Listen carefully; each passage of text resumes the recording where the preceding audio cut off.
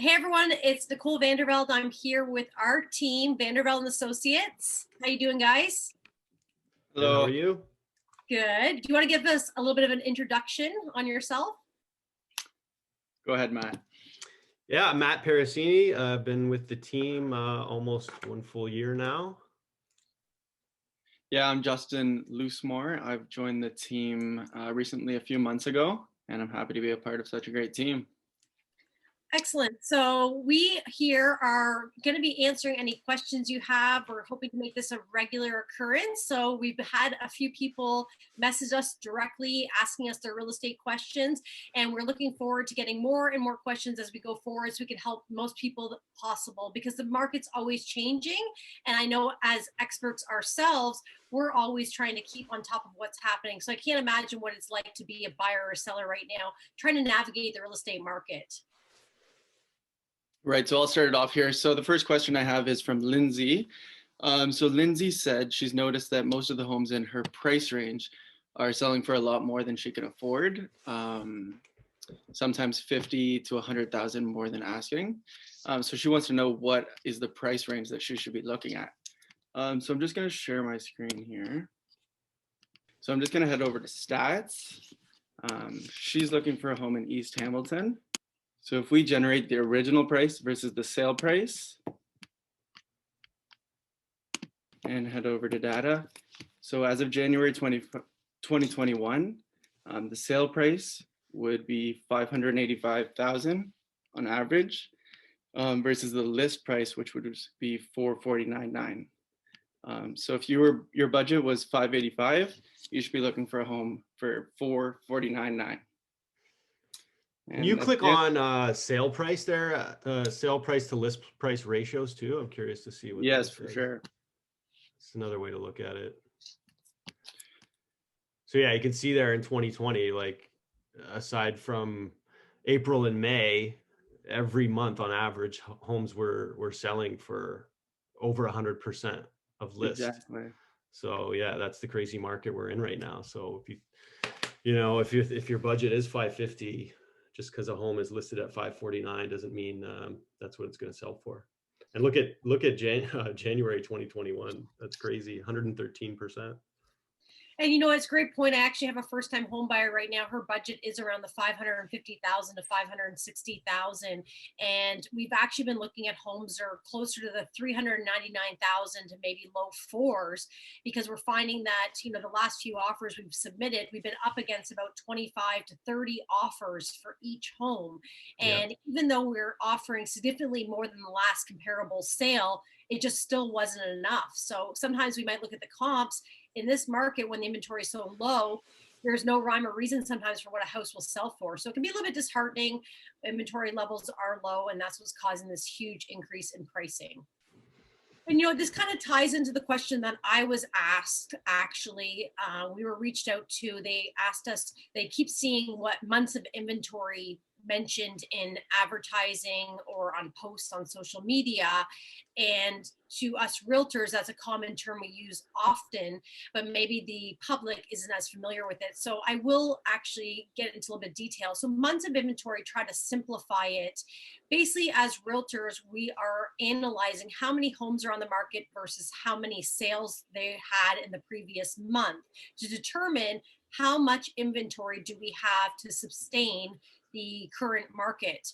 So basically, when we look at months of inventory, if we had simplified 10 homes for sale and there were 5 buyers in the market, we would have 2 months of inventory. So within 2 months, if no new homes came on the market, we would be all out of inventory. And right now, we're sitting in a market with 0.7% months of inventory in December, and January we had 0.8% months of inventory.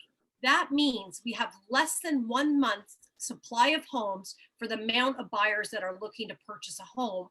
And that is why we're seeing, in most cases, homes receiving 20 to 30 offers in that average price point in the Hamilton area. So this stat basically means that we're in an extremely aggressive seller's market. And a seller's market is anytime we see less than 3 months of inventory. We haven't seen inventory this low since March 2017. And we basically seen a bit of an adjustment after that where inventory levels came up because of changes they made with CMHC financing and some foreign investment financing regulations, which caused less people to be able to buy, increased the amount of inventory because demand slowed down. Now, anytime we're in seeing 3 months to 6 months of inventory, that's more of a balanced market. And you see Matt shared the screen for me here. In the last 5 years in our board's history, we have not once seen a balanced market. So I think we're going to be in for a seller's market for probably the rest of 2021. So it's still a good time to buy. It's still a good time to sell, especially if you're looking to sell and want to sell your home quickly. Now's the time to do it. So that's all for months of inventory. I hope that explains it. So again, it's how many homes are available versus how many people are buying it. And we use that number to divide to come up with that months of inventory. So I actually had somebody reach out and they wanted to know what their property was worth in their specific neighborhood or what similar properties were going for in their specific neighborhood. We get this all the time, and obviously it's hard to give someone an accurate estimate without actually seeing the property and taking into account a lot of different things. But if you wanted to see what the average prices were for 2020, the Real Estate Association of Hamilton Burlington website actually has a pretty good resource. They put out a map with the average prices of all the different districts, which will give you somewhat of an idea of where you stand, at least for 2020. But I wanted to take a look at the numbers and dive a little deeper into the increases in price for the different property types. I know we saw a huge increase in 2020, over 20% growth in prices. But I was curious to know exactly which homes saw the biggest increase.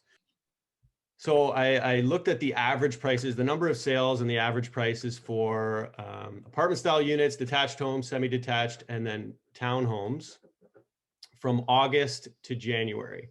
And townhomes here actually came up 14% in 6 months, which was the biggest increase among all those different property types. So to what you were saying about months of inventory, like for townhomes, I looked at, if you're looking in that 450 to 550 range for a townhome, it could be tough now. I mean, there's 4 listings currently on the market. 3-bedroom townhome between 450 and 550. There's currently 4 on the market. So we're still seeing that extremely low inventory, which is forcing prices up. Like when we bought our townhome a few years ago, it was because it was more reasonably priced compared to a detached home. But if this continues with this low inventory and strong demand, that gap is closing, between a 3-bedroom detached home and a townhome.